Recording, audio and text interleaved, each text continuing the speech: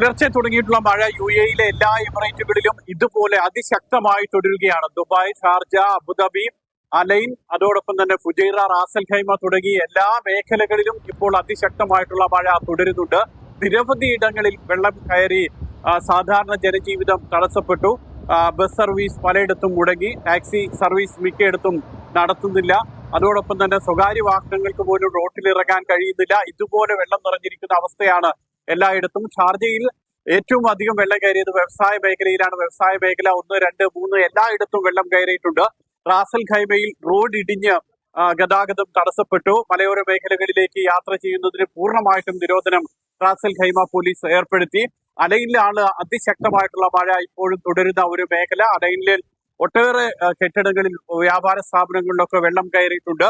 ദുബായിലും ഇതുപോലെ പലയിടത്തും വ്യാപാര സ്ഥാപനങ്ങൾ അടഞ്ഞു കിടക്കുകയാണ്. വ്യാപാര സ്ഥാപനങ്ങൾ പ്രവർത്തിക്കുന്നില്ല, കഫറ്റീരിയകൾ പ്രവർത്തിക്കാൻ കഴിയുന്നില്ല. ഇത്തരത്തിൽ UAE-യുടെ എല്ലാ മേഖലകളിലും ഇപ്പോൾ അതിശക്തമായിട്ടുള്ള മഴ തുടരുകയാണ്. വ്യോമഗതാഗതത്തെ ബാധിച്ചിട്ടുണ്ട്. വിമാന യാത്രക്കാരൊക്കെ 4 മണിക്കൂർ മുൻപ് റിപ്പോർട്ട് ചെയ്യണമെന്ന് അറിയിച്ചിട്ടുണ്ട്. ദുബായ് മെട്രോ കൂടുതൽ സമയം സർവീസ് നടത്തുമെന്ന് അറിയിച്ചു. പുലർച്ചെ 3 മണിവരെ സർവീസ് നടത്തുമെന്നാണ് ദുബായ് മെട്രോ അറിയിച്ചിട്ടുള്ളത്. ഈ മഴ ഇതുപോലെ ഇന്ന് പകൽ മുഴുവനും തുടരും, ഇന്ന് രാത്രിയും തുടരും, നാളെ ബുധനാഴ്ച വരെ മഴ തുടരുമെന്നാണ് കാലാവസ്ഥാ നിരീക്ഷണ കേന്ദ്രം അറിയിക്കുന്നത്. 2 ന്യൂനമർദ്ദ പാത്തികൾ ഒരുമിച്ച് വരുന്നതിന്റെ ഫലമായിട്ടാണ് ഇപ്പോൾ അതിശക്തമായിട്ടുള്ള മഴ തുടരുന്നത്.